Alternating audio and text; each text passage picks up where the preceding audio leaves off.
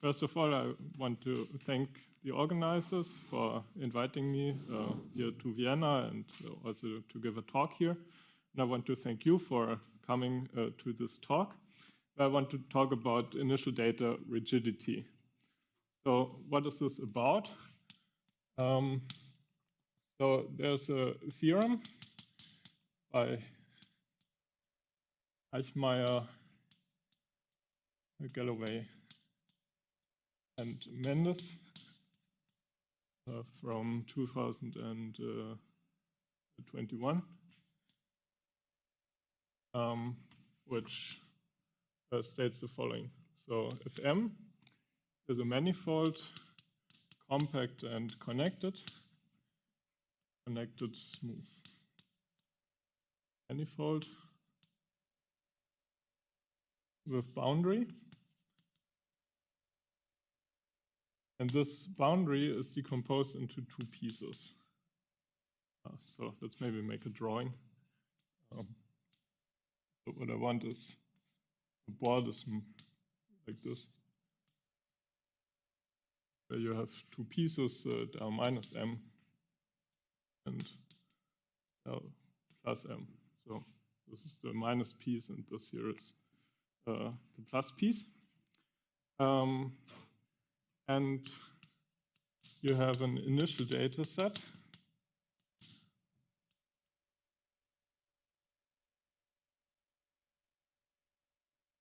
On M. And you have the following assumptions. So first assumption is that GK satisfies the dominant energy condition.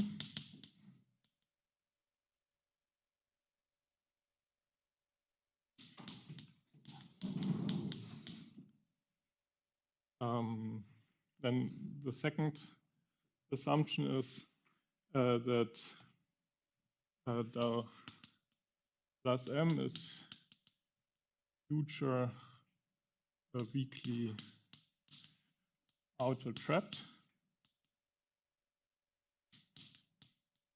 And I need to specify a unit normal in order to be able to talk about this. So unit normal should be looking in this direction. So that one is sort of the outer direction throughout this manifold. So the outwards direction throughout this manifold M. There's also a boundary condition for del minus of M, so this should be past weakly inner trapped.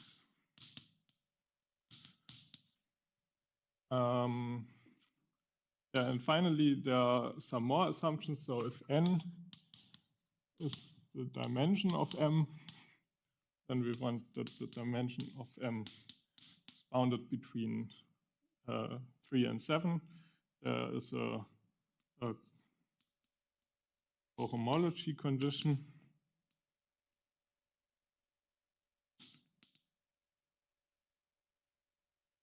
And homotopy condition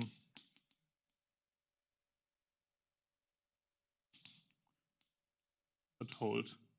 So those are all the assumptions, and I will explain all the terms that appear here. Most of the terms maybe. And the conclusion is the following.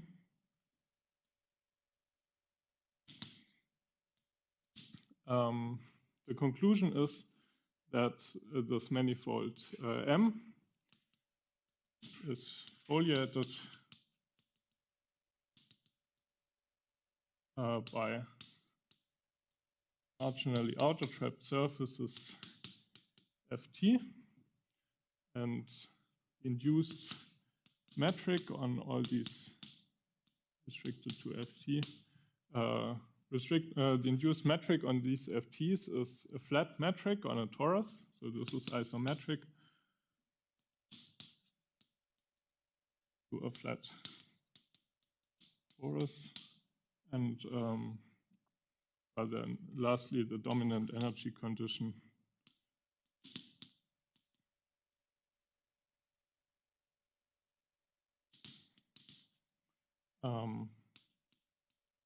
holds marginally.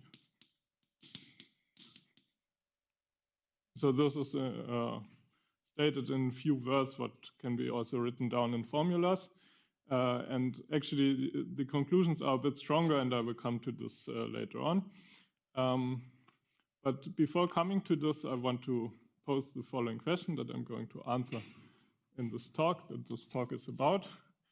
So this theorem by Eichmayr and his co-authors is proved using minimal hypersurface techniques. So, and somehow in the business of positive scalar curvature and dominant energy condition and also positive mass theorems, there are somehow always two approaches. There is this minimal hypersurface approach on the one hand side, which typically works in a dimensionally restricted regime, and then there's also this spinorial approach, which doesn't have this dimension restriction, but somehow comes with the spin condition. But there are somehow similar things can be proved, and the question is whether this is also true for this theorem here. So the question is there spin analog of this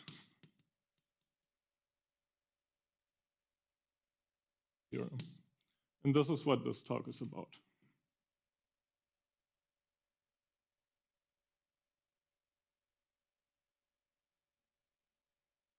Yeah, so I'm going to explain all the terms that come up here. So there's this initial data set, there's this dominant energy condition, there's this trapped thing, there's this MOTS thing. So I'm going to explain this right now.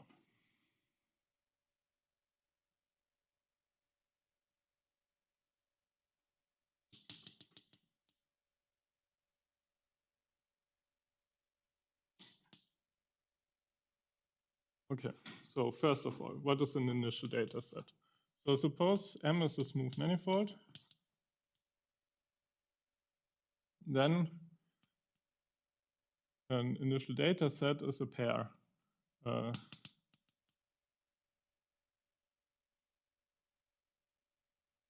Where you have two components. One component is a Riemannian metric on M. And the other component, this K, this is a symmetric 2 tensor on M. So this is what I understand by an initial data set on M. And well, there's somehow a guiding example. Of course, you can come up with such things. So for instance, you can just take some Riemannian metric on your manifold, and then you can say, okay, K is equal to 0. For instance, this would be an easy example of such an initial data set. But what people typically think of is something different. So the guiding example comes, which also somehow motivates the name, comes from relativity theory. And there M is a space-like hypersurface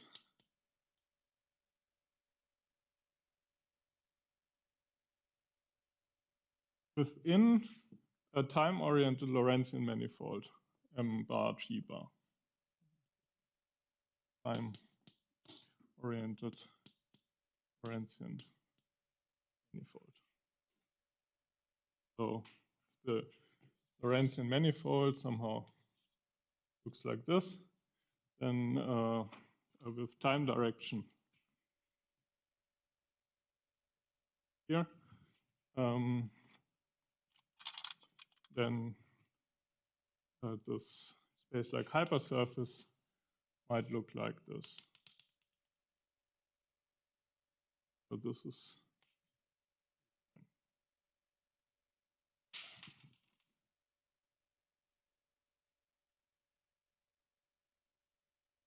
okay.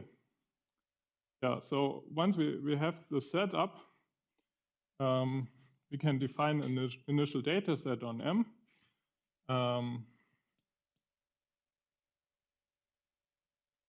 So when you take the metric here from the Lorentzian manifold and you restrict it to M, then you obtain a Riemannian metric. This is what the space-like implies.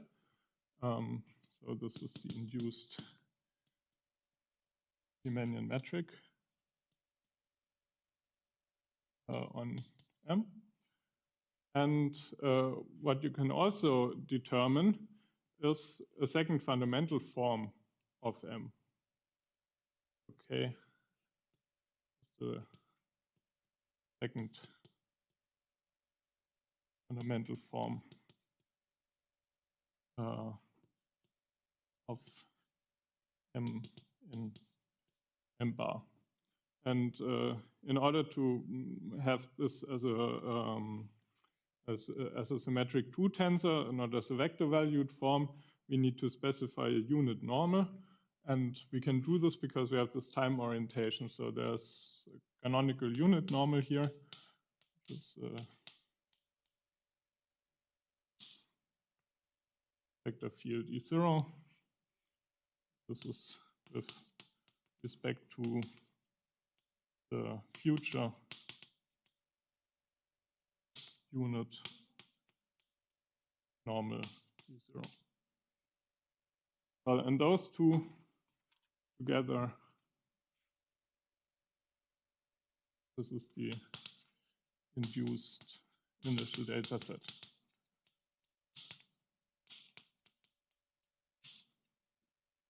And this is what we typically think of when we talk about initial data sets. Okay. Yeah, so when you have such an initial data set, you can make a couple of definitions. So for instance, you can say that GK satisfies the dominant energy condition.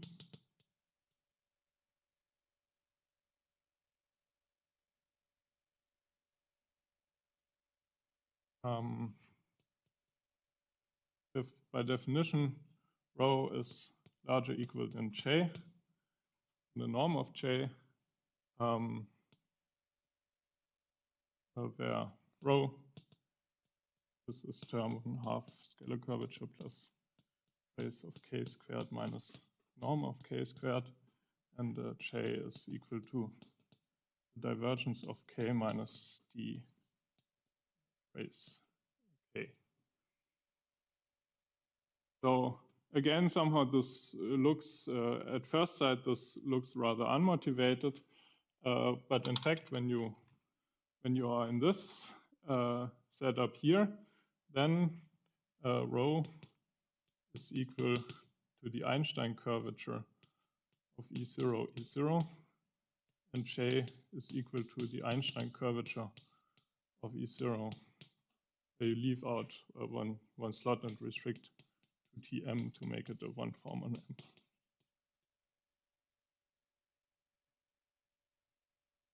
And well, then, so as you might know, the Einstein field equations imply that this Einstein curvature is equal to the energy momentum tensor.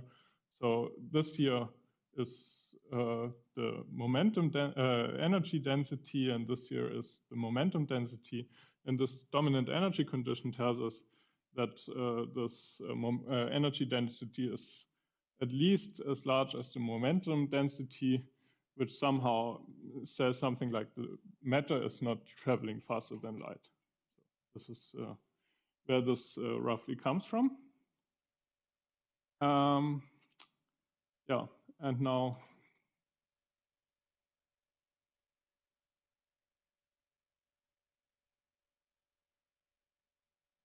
we also want to say what a MOTS is. So we assume that F inside this M is a co-oriented hypersurface. So co-oriented just means that we have a unit normal. Normal vector field nu. And then we can make the following definitions. we can define chi plus to be equal to E of nabla nu. So this should be a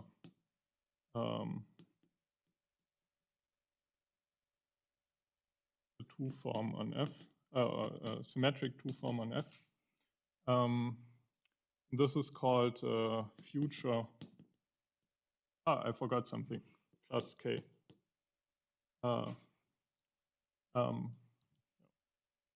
Maybe I'll write it like this. That's confusing. Future outgoing.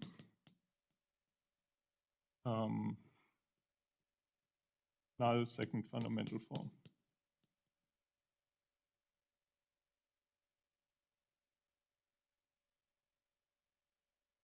So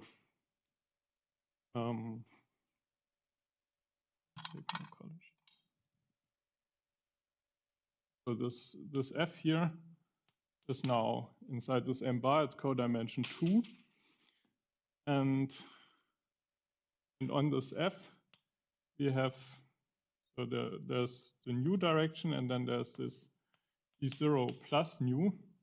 This is a light-like vector, and this is the future outgoing light-like vector. This is its name, and when you take the second fundamental form in that direction, then you get this thing. So this should be something like the G of the E0 bar E0 plus nu restricted to TF plus TF. Yeah, and then you can take the trace of this. Trace of chi plus. This is the future outgoing null expansion scalar.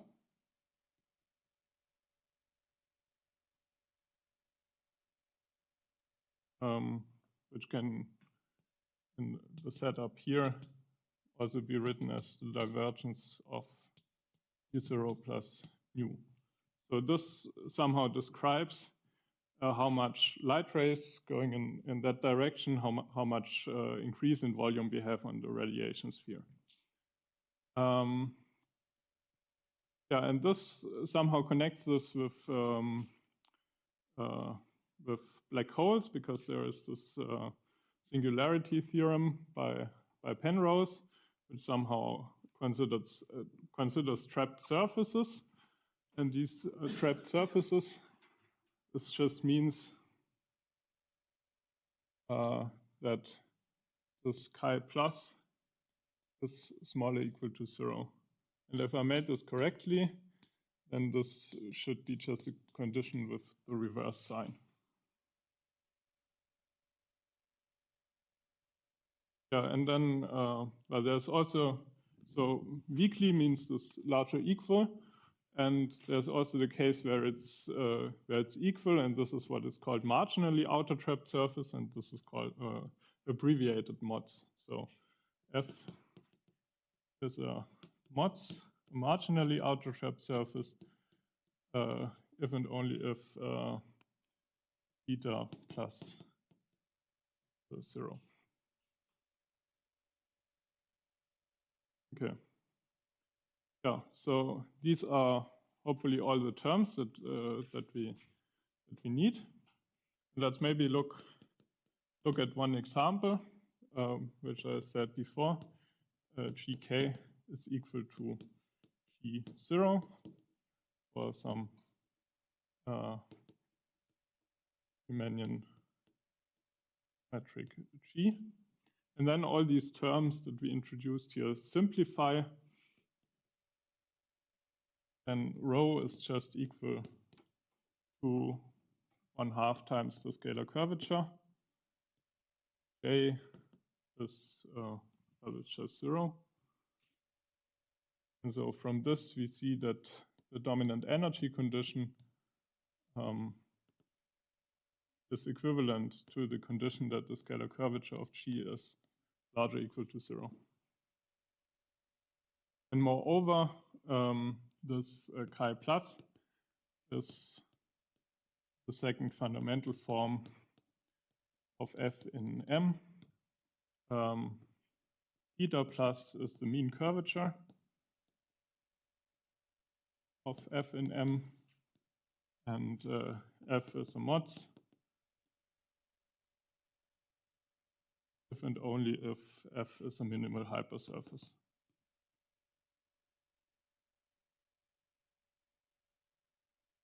So these notions that are somewhat motivated from relativity theory, they break down to something to notions that are very well known in Riemannian geometry.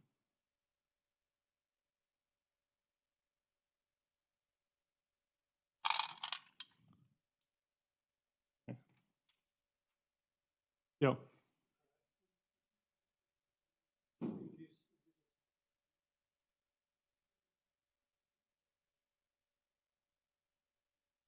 Yeah.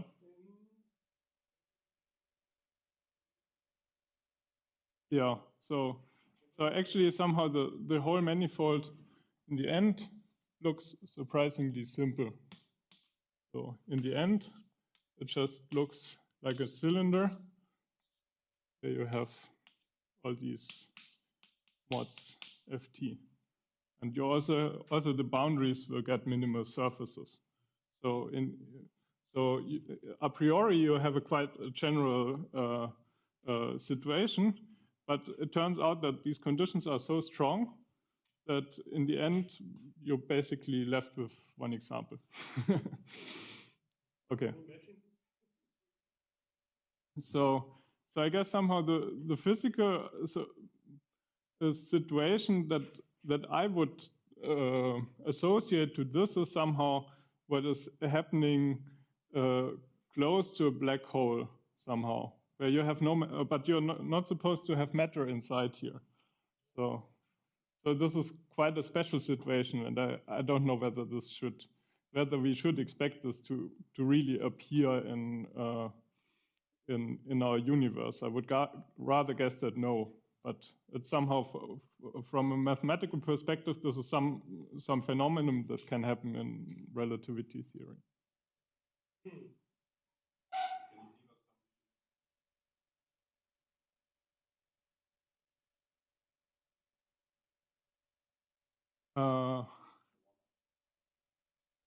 This here. Yeah, it's so.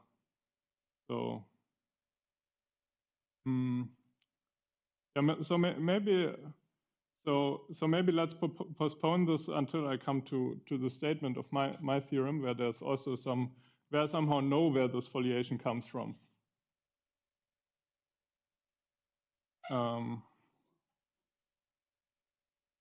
So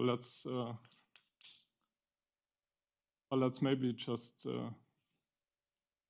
just capture this theorem here. So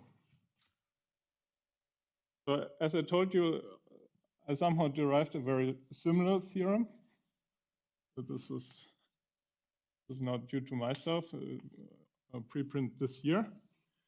And I have to change slightly this condition here. Oh, no, I have to change slightly the conditions.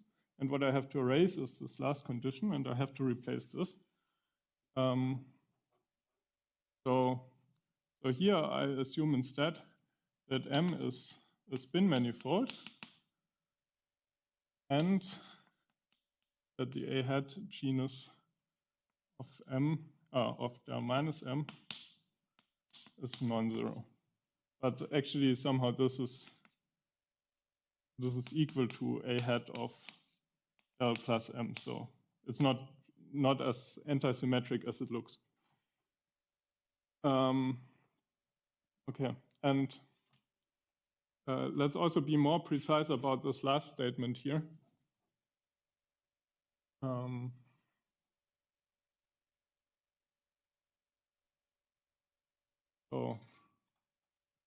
There exists a diffeomorphism from M to L minus M cross 0L. This is the diffeomorphism,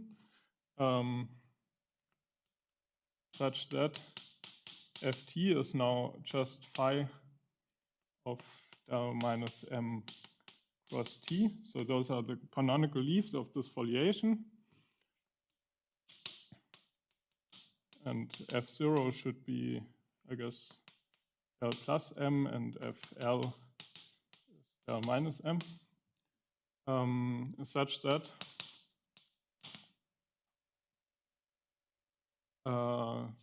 first of all, we have that I plus is equal to 0 for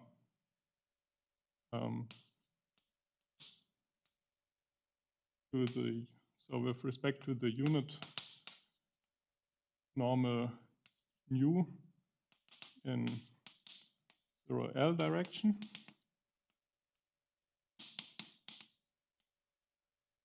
So in particular, this says that F is a MOTS. So just taking the trace shows that theta is equal to 0. Ft is a MOTS. Then, so this is actually what Eichmayr, etc. Also obtain. Then the second thing is something that they cannot phrase in the way that I can phrase it. So Ft carries a parallel spinor.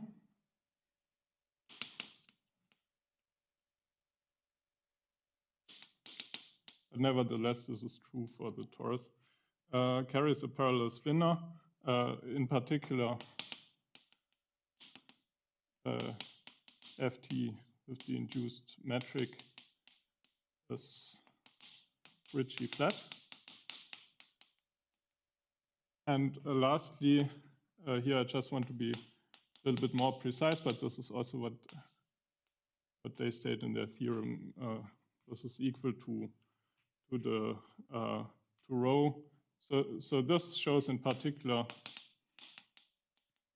this thing that I said before, that the dominant energy condition marginally holds, but it's a little bit more precise in the sense that we also know that J points in the direction of this nu.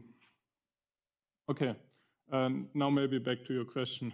So I guess somehow the thing that is going wrong here is that actually this J would have to vanish at this point. And this is something that is forbidden by the last condition. I don't know whether this is a satisfactory answer. So somehow, I guess everything lies. So this gives somehow the condition that the topology cannot change. I guess this was the question. But the thing that this is rigid is something that comes out of the analysis of the problem. Does this make you happy? Not really.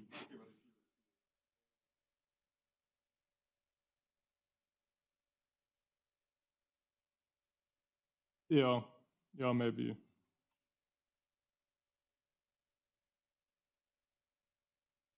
So I guess probably so what you can of course do, you can set k equals to 0 as I did over there, and then you get the Riemannian statement out of this, and there maybe you have a better way to understand this. So let me also maybe state this.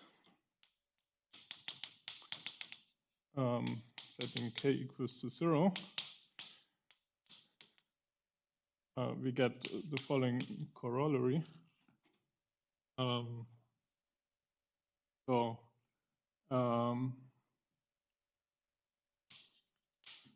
G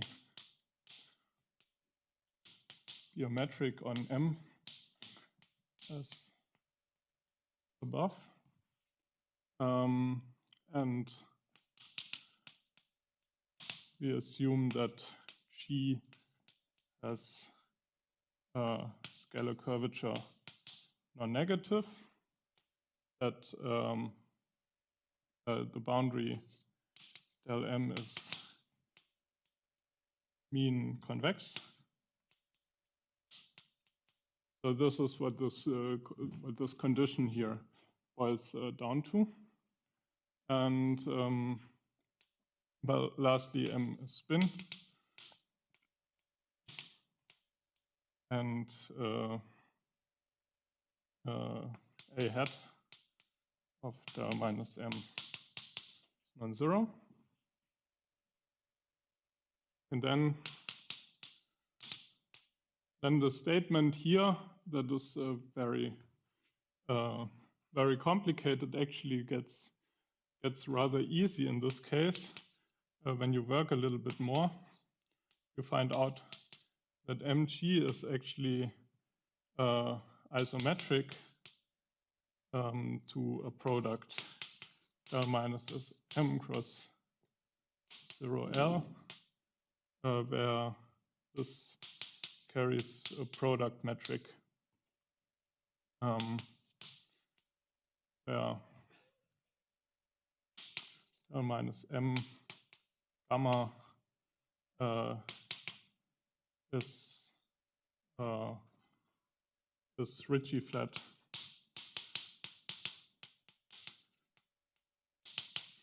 with parallel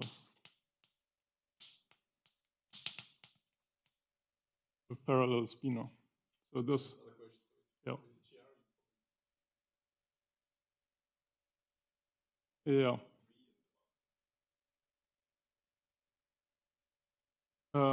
Yeah, so actually somehow,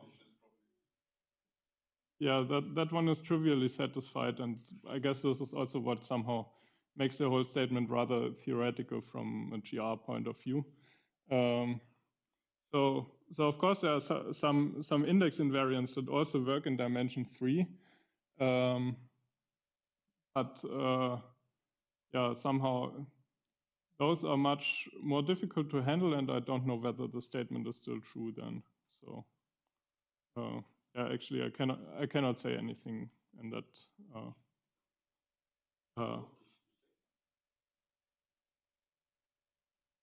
So the Eichmayr statement, yeah, in dimension 4, yes. In dimension 3, yeah, that's somehow where the statement is unfortunately void. Yeah, there's the K3 surface basically.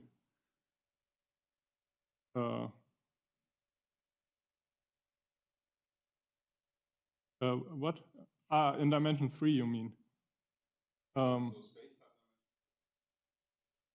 Yeah, okay, now I know what you mean. Okay, so in 3 plus 1 dimension, so when this is 3-dimensional, then you would need a Ricci flat manifold in dimension 3.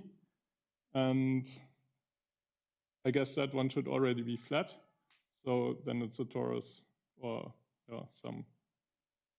Yeah, that's basically it. Oh yes. Oh yes, you're right. Yeah, the boundary is dimension 2. Yeah. Yeah, I'm sorry. Oh yes. Mm-hmm. Yeah, that's a torus. Yeah. Yeah. Oh yes, you're right. Okay. Yeah. I guess yeah. I got confused with the dimensions myself. Okay. Yeah. So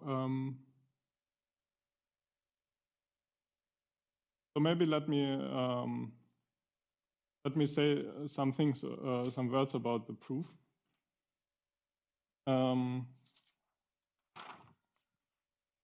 So this is where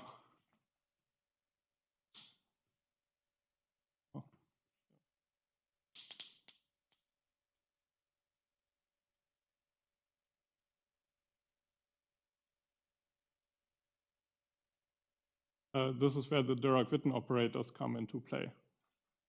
So what is this? So what we have is an initial data set.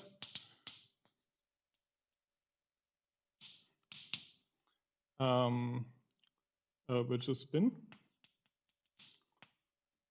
And then in order to define these Dirac-Witten operators, we need a certain spinor bundle.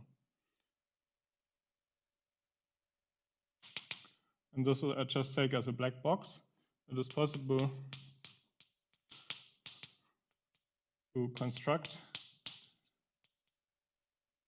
a spino bundle. Well, I give this a special name, so-called hypersurface.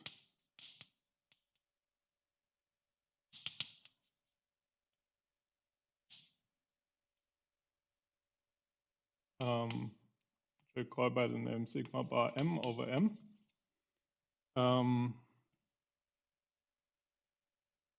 With the following structures.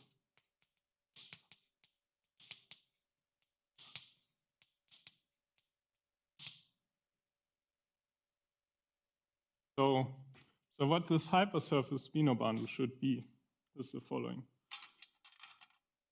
So if we are back in our example from down there in this guiding example, then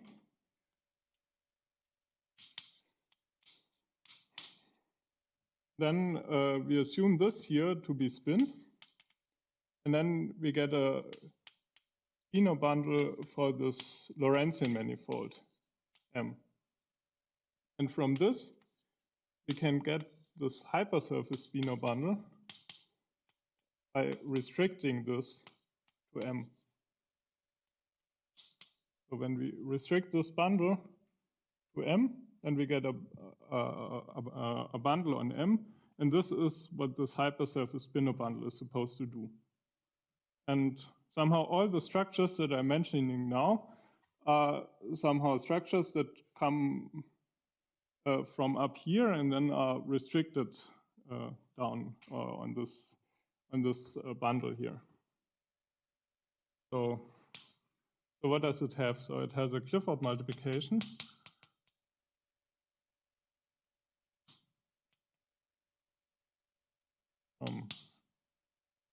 So this is also what a normal spino bundle would have. But apart from this, it also has an involution that I call E0 dot, and this is, and what is this supposed to be? As the notation indicates, this is Clifford multiplication with this unit normal E0. So this is something that survives down there. And then, well, it has a scalar product.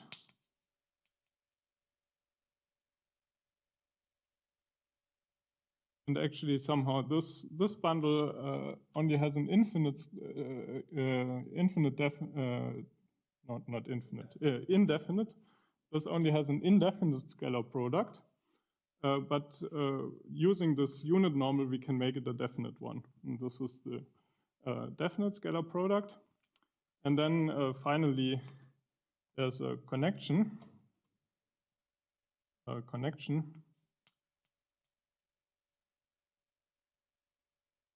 That I call nabla bar, and which is supposed to be the Levi-Civita connection of this manifold M bar. And the way you obtain this is basically you take the Levi-Civita connection from G, and you add a term that comes from the second fundamental form.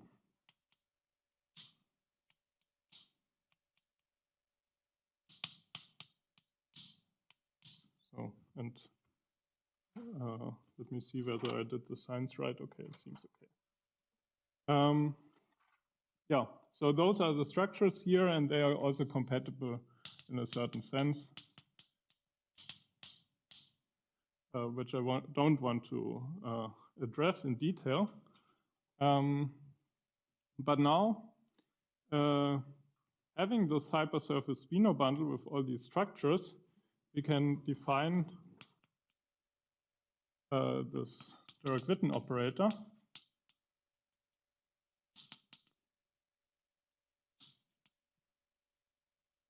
which is an operator acting on sections of this hypersurface spinor bundle, mapping to itself. And this is just defined via the local expression over I to n ei blah blah ei psi. E1 to En is a local orthonormal frame of Mg. So what we need here is especially this, so we need the Clifford multiplication, of course, but what we especially need is this special connection, this Witten connection that comes from the ambient Lorentzian manifold.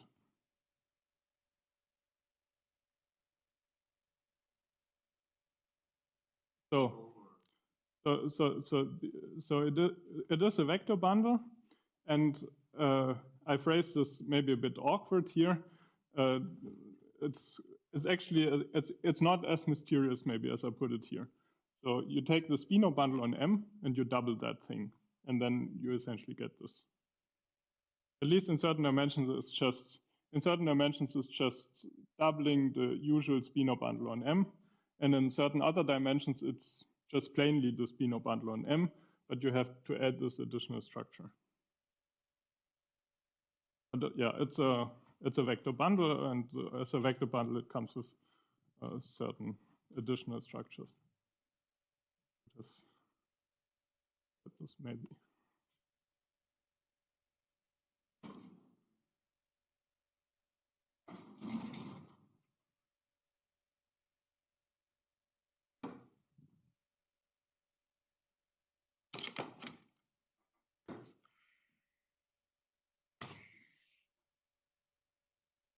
This may be the least interesting part.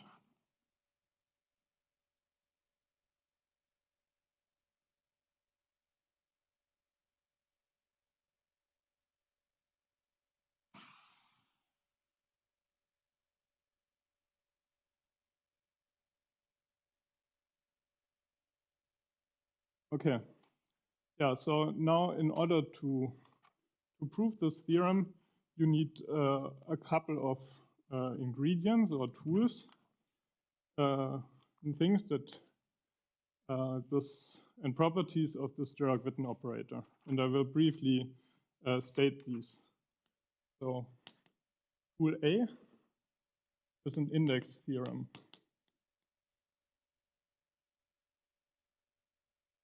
And well, so the observation is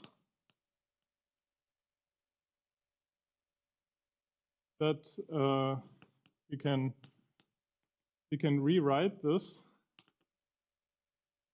as a sum over I to n ei times nabla ei psi. So this here is more or less a usual Dirac operator. And then there is an additional term, which is minus 1/2 times sum over I to n ei times E0 times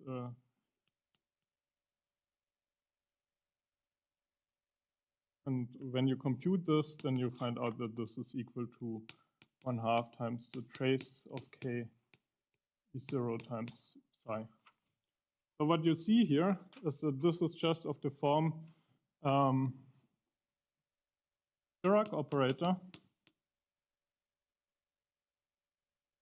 plus potential. And so this sometimes gets the name Callias operator.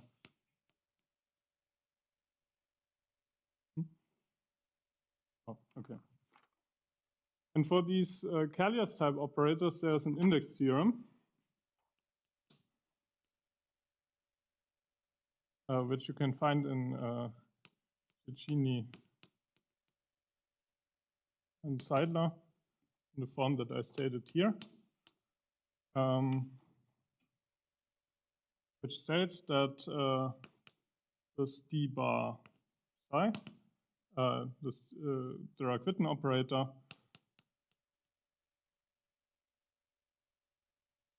mapping from H1 sections to L2 sections is a self-adjoint at-home operator. And if n is odd,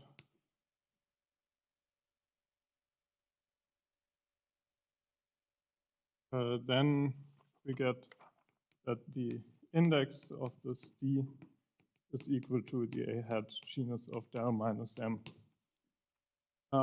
Okay, and I was lying a bit here, or I was suppressing one thing. So in order for this to be true, we need certain boundary conditions. And I put those here. So this is supposed to indicate chirality boundary conditions. So from this theorem, we get that there exists, in the case where this A hat genus doesn't vanish, that there exists non-trivial Dirac-Witten harmonic spinors. And this is what one of these ingredients of the proof. And there's a second main ingredient, which is a Schrödinger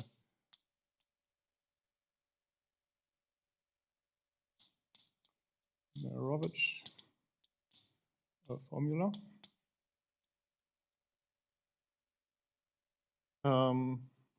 So basically, the main formula is due to Witten, which is the one that he uses in the proof of the positive mass theorem. So this is the formal joint of blah blah blah plus 1/2 E0 times rho E0 minus J sharp times yeah. So here the energy and momentum density reappear. And in order to get a statement about sections on this manifold with boundary, we need to integrate this and take into account the boundary terms that we get.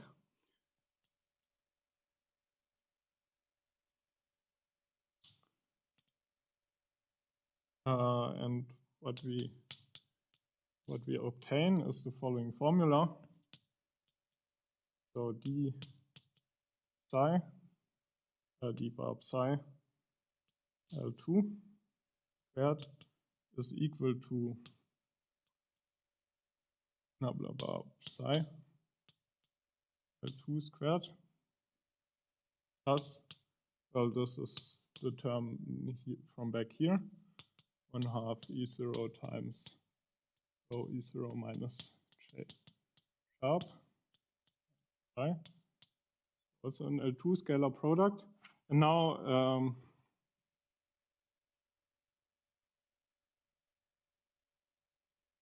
now we also integrated by parts here. So we put the D on the other side of this scalar product and also one of this formula joint here.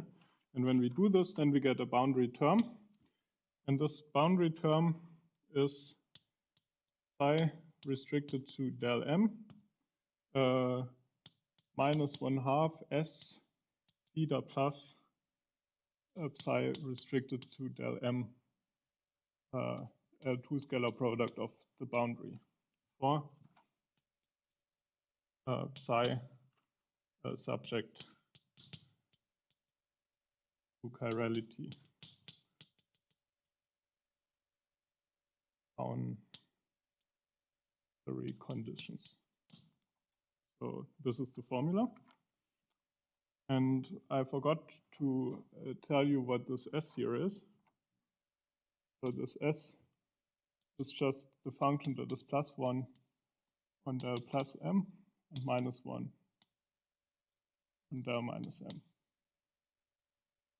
And so what we see from this formula is that if rho is larger than or equal to the norm of J, then this term here is non-negative. And this term here is non-negative if we have this boundary condition satisfied.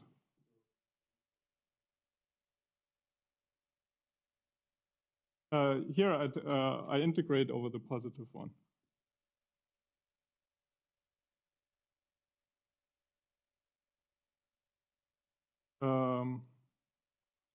I have an E0 here, and I also have an E0 here. So this gives the positive term that dominates the one with the J. Yeah, and so what we see is we have a, from here, we get a non-zero Dirac-Witten harmonic spinor, and when we plug this inside here, then the left-hand side is 0, but then the right-hand side also must be 0. And in particular, this shows that the spinor is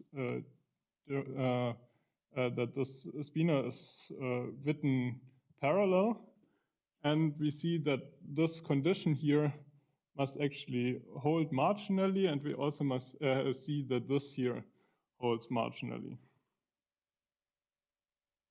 So from this,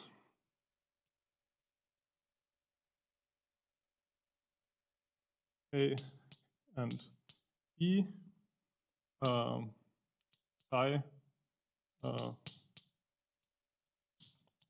with blah blah blah psi equal to 0 plus additional plus rho is equal to norm of J plus theta plus equal to 0.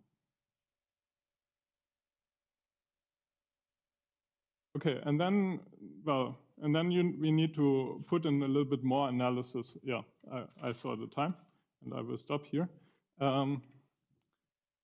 Yeah, and then in order to get further with this proof, we have to analyze this here a bit further, this spinor.